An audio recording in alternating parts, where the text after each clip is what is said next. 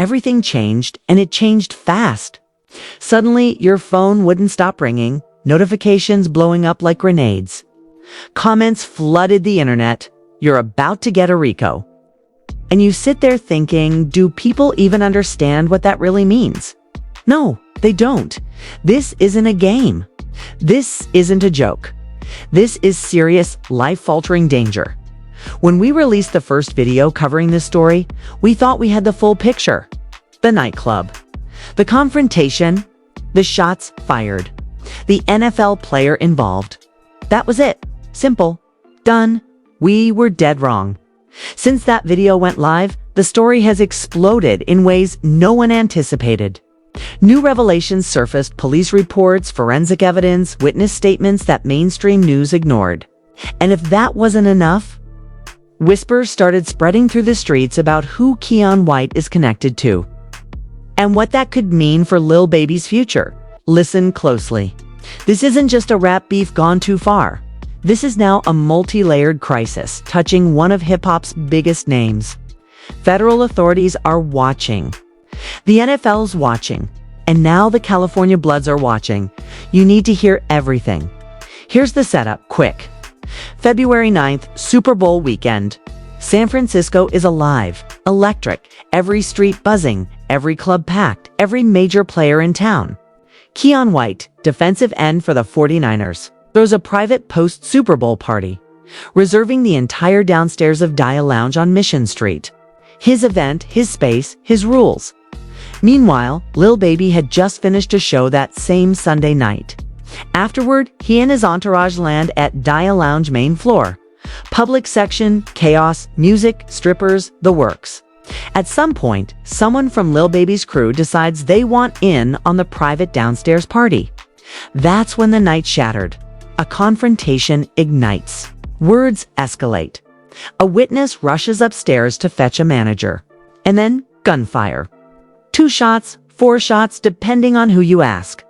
When the smoke cleared, Keion White lay on the floor. A bullet through his left leg. SFPD arrived at 4:06 a.m., entering a club still buzzing, still moving, and found White wounded but alive. That's the skeleton of the story.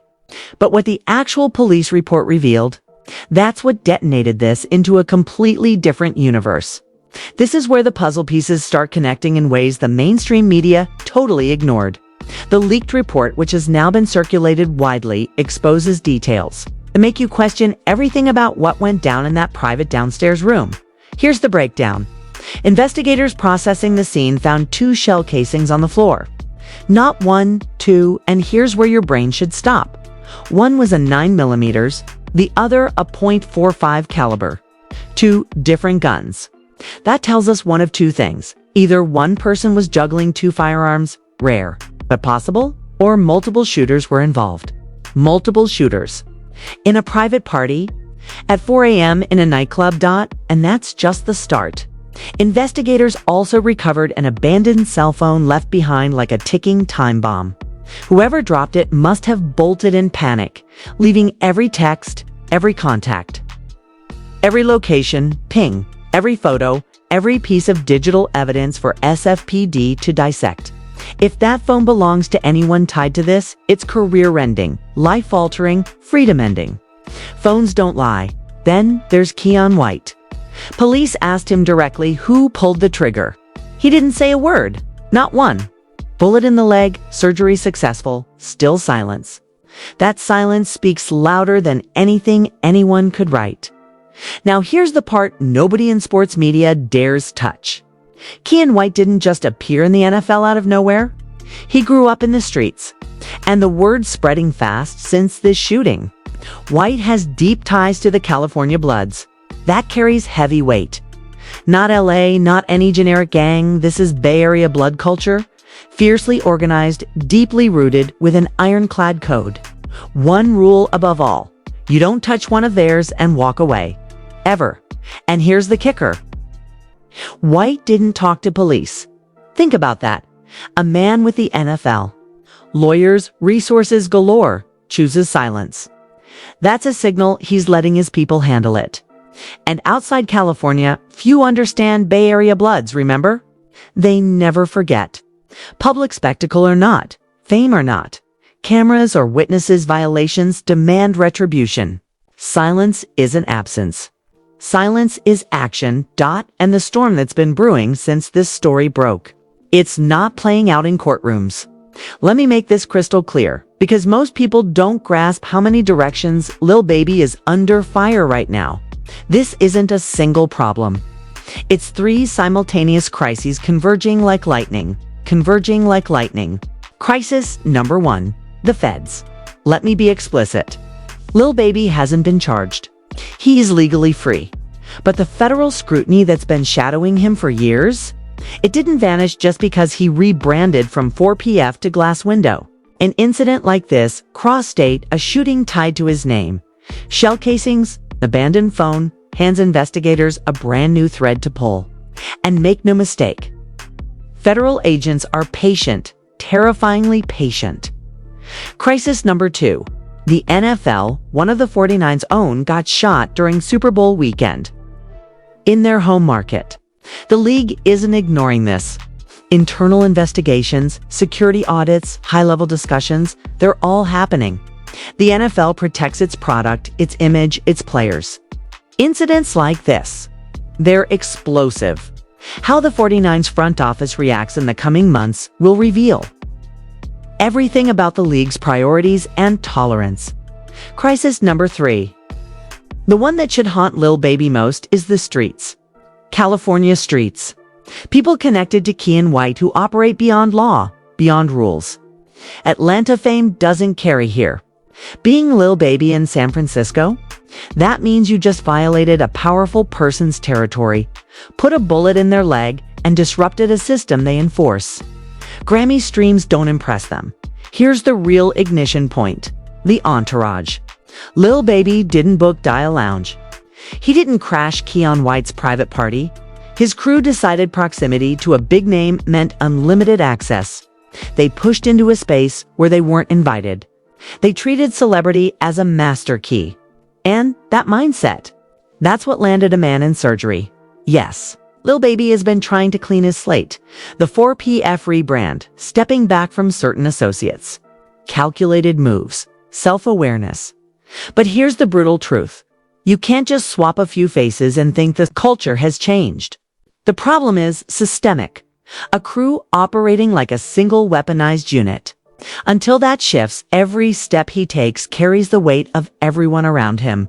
And right now, he cannot control what he refuses to correct.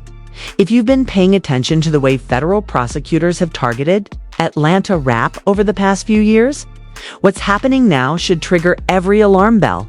Fulton County, Georgia, the same prosecutorial powerhouse behind the YSL Ryko case. The operation that dismantled Young Thug's world showed exactly how far the feds will go. Lyrics become evidence, associates get swept in, and entire networks are mapped in painstaking detail. Lil Baby comes from the same streets, the same era, the same DNA as everyone who got caught in that wave. His name has been whispered in these circles for years. Every police report he touches, every shell casing, every witness statement, every surveillance clip, its potential threads weaving into a federal RICO tapestry. And here's the critical point.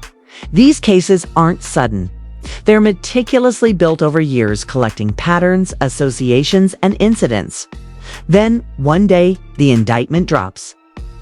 And the world acts shocked, even though the signs were all there and the Lil Durk situation unfolding now. That's a warning sign. Federal authorities don't care about Grammys, Billboard hits, or clout. When they move, they hit hard. And the sting. If Lil Baby catches charges linked to this, the industry keeps profiting.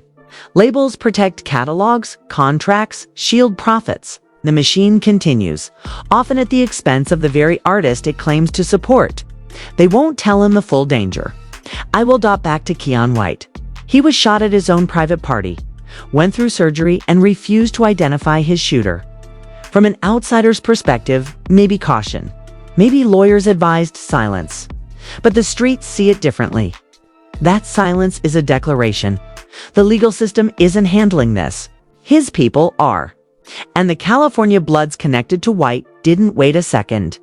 They started moving the night it happened. Lil Baby got lucky in San Francisco. Real talk, he ran into someone disciplined enough to manage it properly. But luck has an expiration date, and next year, the Super Bowl is in Los Angeles. Here's the core truth.